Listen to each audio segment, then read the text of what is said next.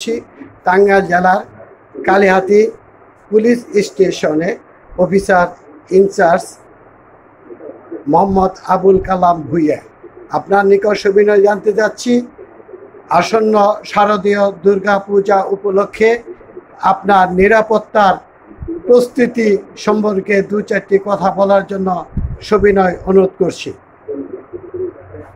ধন্যবাদ। আপনারা জানেন যে কালিহাতী উপজেলায় 157টি পূজা মণ্ডপ শারদীয় দুর্গাপূজা অনুষ্ঠিত হবে। প্রতিটা পূজা মণ্ডপের নিরাপত্তার জন্য আমরা আনসার বিজিবি মোতায়েন করেছি।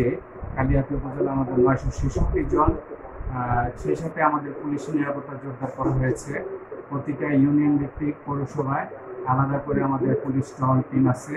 পূজা মণ্ডপ ভিত্তিক বিভিন্ন পূজা মণ্ডপ নিরাপত্তার বিষয়টি দেখভাল করার জন্য প্রতিনিয়তই তারা পূজা মণ্ডপে পূজার সভাপতি, সেক্রেটারি এবং ভলান্টিয়ারদের সমন্বয়ে, আনসার বিজিবির সমন্বয়ে তারা পূজার মণ্ডপগুলো তদারকি করতেছে।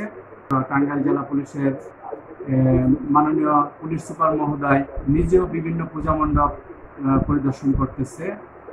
সেই সাথে আমাদের অতিরিক্ত পুলিশ সুপার এবং এএসপি সার্কেল মহোদয় সকলেই বিভিন্ন পূজা মণ্ডপে বিভিন্ন স্তরে গিয়ে নিরাপত্তা পর্যবেক্ষণ করতেছে। এখন পর্যন্ত আমাদের নিরাপত্তা নিয়ে কোনো আশঙ্কা নেই।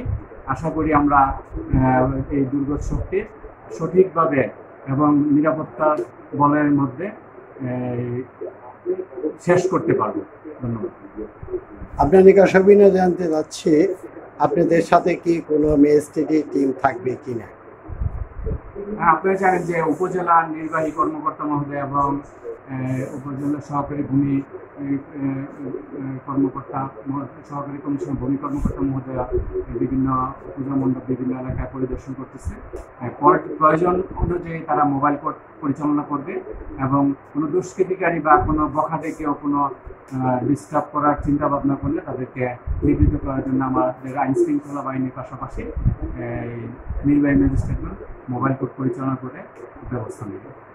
ধন্যবাদ আপনাকে। সম্মানিত ভিউয়ার্স, আপনারা জানেন কালিহাতী উপজেলা একটি আদর্শ উপজেলা। এখানে শান্তি শৃঙ্খলাভাবে প্রতিটি জনগণ বসবাস করছে এবং যার যার ধর্ম পালন করছে। ইতিপূর্বে কোনো বিশৃঙ্খলা হয়নি। আইন শৃঙ্খলা বাহিনী যথাযথ দায়িত্ব পালন করে আসছেন, এবারও তাদের প্রস্তুতি সম্পন্ন।